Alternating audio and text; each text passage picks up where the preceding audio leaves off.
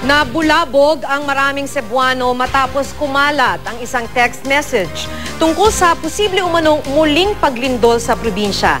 Pero ayon sa PHIVOLCS, wala itong katotohanan. Sa ngayon, puro aftershock na lang daw ang nararanasan. Makibalita tayo kay Luan May Rondina ng GMA Cebu. Kagabi lang, muling nabalot ng takot ang mga Cebuano dahil sa isang kumalat na text kung saan nakalagay na magkakaroon daw muli ng malakas na lindol dito sa Cebu. Nagsilikas tuloy ang ilang residente habang ang iba nagsilabasan mula sa mga gusali. Ang Center Island ng Imus Road napuno ng mga residenteng doonan nagpalipas ng magdamag. Sa Abellana Grounds naman, napiling matulog ng mahigit 300 residente ng Barangay Sambag 1. Lumikas din ang mga residente ng Mandawi City. Karamihan sa kanila nagpalipas ng gabi sa harap ng Mandawi City Hall at sa isang park. Ang amo lang gikakuanan ang mga bata lang.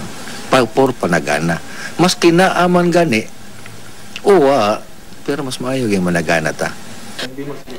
Bandang huli, napag-alamang walang katotohanan ang kumalat na text na magkakaroon ng lindol. So yung text na kumalat ay hindi po ito nanggaling sa PHIVOLCS. Kasi alam naman natin na yung earthquake ay hindi siya nape-predict. Hindi natin na-forecast kung kailan magkakaroon ng lindol. Ayon sa PHIVOLCS, mga aftershocks ng lindol noong nakaraang linggo ang mga nararamdaman sa Bohol at Cebu at hindi mga panibagong lindol. Kahapon nga, ilang malalakas na aftershock ang muling naramdaman sa Cebu pero hindi naging dahilan ang mga ito para itigil ang misa sa labas ng mga gumuhong simbahan.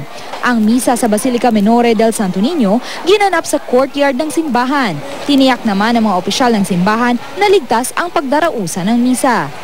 Nagbigay din ng mensahe sa Cebu Archbishop Emeritus Ricardo Cardinal Vidal sa mga nabiktima ng lindol sa kanyang kauna-unahang misa mula nang ito'y mailabas sa hospital dahil sa mild stroke.